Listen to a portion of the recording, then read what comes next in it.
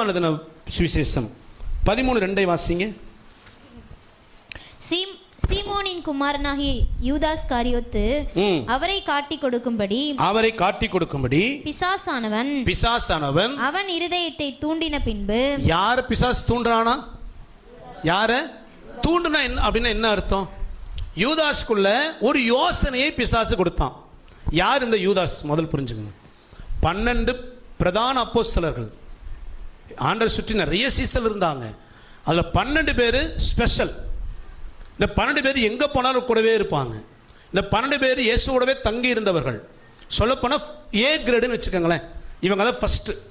இதுல முக்கியமான ஒரு பொறுப்புல இருந்தவன் யூதாஸ், பணமுடி சுமந்தவன். இவனுக்கு யார் ஆலோசனை கொடுத்தது?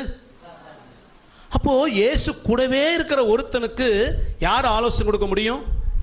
பிசாசு ஆலோசனை கொடுக்க முடியும். நல்லா கவனிங்க.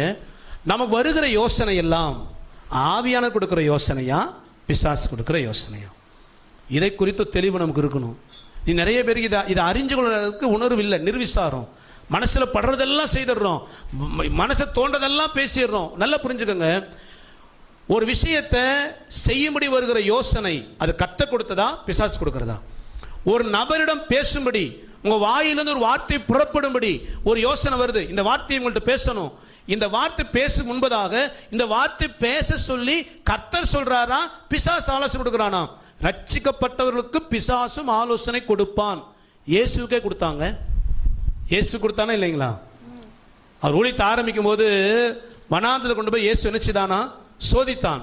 அப்ப எப்படி சோதித்தான்னா, நீங்க மத்தேயு 4:1-10 வரை வாசித்தீங்கன்னா முதல்ல கேட்பான், நீர் தேவனுடைய குமாரனேயானால் இந்த கல்லுகள் அப்பங்களாகும்படி. அவனுக்கு ஒரு இயேசுக்கு ஒரு யோசனை, நீ கர்த்தருடைய குமாரனேயானால். உப்பரி கொண்டு போறான், நீ தேவனுடைய குமாரனேயானால் நீ கீழே விழும். எல்லாரும் வந்து என்ன செய்வாங்க? உலகத்தின் எல்லா மாட்சியுமே காட்டுறான், சந்தோஷம் காட்டுறான், என் காலில் விழும். இது எல்லாம் கையில் கொடுக்கப்பட்டிருக்கு. இந்த யோசனை யார் கொடுத்தது? இயேசுவுக்கே அந்த யோசனை பிசாசு கொடுக்க முடியும். அப்படின்னா உங்களுக்கும் எனக்கும் பிசாசின் ஆலோசனைகள் வரும். இதை யாரும் தடுக்க முடியாது. நிதானிக்கணும், நிர்விசாரமா வாழக்கூடாது. யூதாசுக்கு ஒரு யோசனை வருது.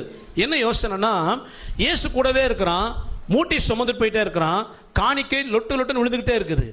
இங்க விழுந்த கத்த சொல்றாரு, அதை எடுத்து அவனுக்கு கொடுன்றாரு. இங்க காணிக்கை ஒருத்தன் கொடுக்குறான், இதை தூக்கி அங்க செலவு பண்ணுன்றாரு.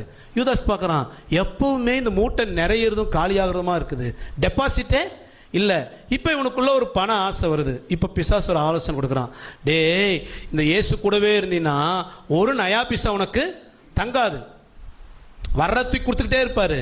உனக்கு ஒரு யோசனை கொடுக்குறேன். என்னன்னா, ஆசாரியா அனௌன்ஸ்மெண்ட் பண்றான், இயேசுவை யார் காட்டி கொடுப்பான்னு கேட்டுருக்கிறான்.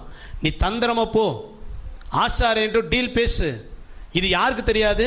இயேசுக்கும் தெரியாது, மற்ற 11 பேருக்கு தெரியாது.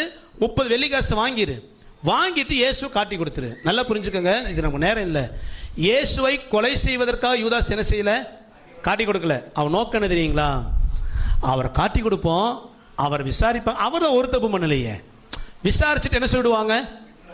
நிரபராதின்னு அனுப்பிடுவாங்க. அவர் வெளியே வந்தோடனே அப்படியே காலில் விழுந்துருவான். ஐயா, ஏதோ தப்பு தண்டா பண்ணி காட்டி கொடுத்துட்டயா, என்னை மன்னிச்சிருக்கணும். இயேசு என்ன பண்ணுவாரு? மன்னிப்புக்கு மன்னிப்பு, 30 வெள்ளிக்காசுக்கு. என்ன கிளவர் பார்த்தீங்களா? நம்ம அப்படிதானே, செய்யதையும் செஞ்சுட்டு யாருக்கும் தெரியாம இவன் அப்படிதான் நினைச்சான். ஆனா இயேசு மரணத்துக்கு நேசிப்பட்டார், ஒப்பு கொடுக்கப்பட்டு. இப்போ இந்த யூதாசுக்கு ஒரு யோசனை வரும்போது, இது பிசாசின் யோசனை புரியலங்க. பிசாசனை தூண்டினா அந்த யோசனை செய்யலாம் நினைச்சான். நீங்க அதே யோவான் 13:27 வாசிங்களேன். அந்த துணிக்கையை அவன் வாங்கின பின்பு சாத்தான் அவனுக்குள் புகுந்தான். யாருக்குள்ள புகுந்தான்?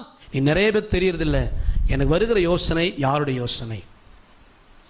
ஆவியான கொடுக்கிற ஆலோசனைக்கும் பிசாசு கொடுக்கிற ஆலோசனைக்கு வித்தியாசம் இருக்கு. ஆவியான கொடுக்கிற ஆலோசனை எப்படி இருக்கும்? நீ புரிந்து சொல்றேனே.